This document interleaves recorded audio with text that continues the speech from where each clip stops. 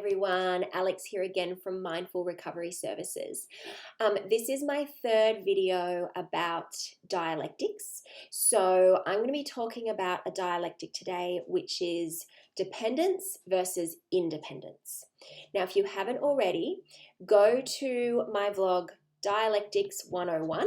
There I explain what a dialectic is and why working and understanding dialectics can be really helpful at getting unstuck and creating what we want in our lives.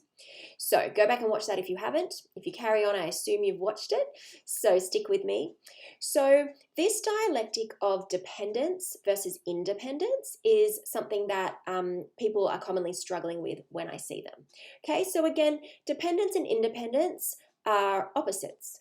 So by dependence, I mean relying on other people very heavily in our lives. So it might be that I always have to ask for advice from other people, or I, take the opinions of other people, very much on board, and they really determine the decisions that I make. Or I might always make sure that I'm with people that I know. I maybe avoid going to things on my own or places where I don't know people. I might very much, feel like I need to have my people around me and have that constant support, right? That dependence.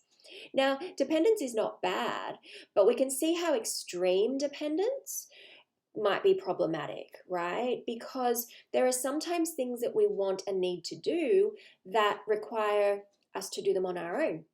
Or sometimes other people just aren't available. Like if I'm, if I had a rough day at work and I'm dependent on my friends to debrief with, well, what if they're all busy, right? Then what? So extreme dependence is not good. But extreme independence is not good either, right? So sometimes when I see people who are stuck in extreme independence, it's basically that attitude of I have to do everything myself. I can only rely on me. People always let me down. And there's never an ability to lean on somebody or ask somebody to take the load off or ask for help, right? And a lot of these are often learned behaviors. So if we become very, very extremely independent, that's probably because we've had to somewhere along the way, right? Maybe we didn't get the parenting we needed. Maybe we had to grow up really fast. Maybe we learned that people let us down and that was really painful. And so we just learned, I'm just going to look out for number one. Thanks very much, right? So we can probably explore and understand where that might come from. But extreme independence is not good because it's so much pressure, right? Like it's tiring. And also, we're just one person. I can't possibly know everything about everything, right? I might really benefit from somebody else's advice or somebody else's expertise. I know for me personally, like in my business at the moment, I'm, asking for advice from other people because I'm not a business expert. I know a lot about DBT therapy, but I'm not a business expert, right? So I have to ask for help. And sometimes I have a rough day and I want to lean on people, right? I don't always want to be having to be the one who's taking care of everything. It's just stressful. It's tiring, right? So if we look at these extremes and we're saying, right, either extreme is not good. And again, we want to be careful that we're not swinging between the two. Like I just, I'm totally independent until I burn out and then I become completely dependent on everybody because I can't function. That's not good, right? So gray is good, middle ground. What might it look like?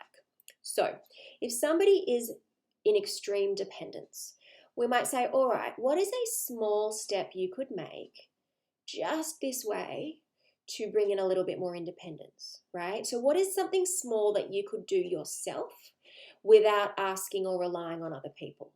So it might be something small like, okay, I'm going to make that phone call or I'm going to make that appointment myself rather than having my mum do it. Go to that social event or that work event without having a huge posse of people around me, okay? So that would be that little bit of moving from dependence to independence, right? Just a smidge. Hopefully that goes well and then we go, oh, okay, maybe I can build on that independence and do that a little bit more. If we're stuck in extreme independence, we want to say, all right, where is there something where I can ask for help or I can lean on somebody else? Just a small thing, right? Maybe it's, okay, I'm going to ask my partner to cook dinner for the next couple of nights, right? Or I'm going to, hire that business coach to help me, right? Or I'm going to, maybe share something vulnerable with a friend or a family member and really let them sort of support me in that. Maybe they might give me some advice and I might be able to hear it, right? So just moving a little bit that way. It doesn't have to be 50-50 in the middle. We just want to get out of the extremes. So if you or someone you know is struggling with this dialectic of dependence versus independence, maybe have a think about that. What are the small steps you could take to just getting into that more gray area? All right, I hope that that's helpful, guys. See you next time.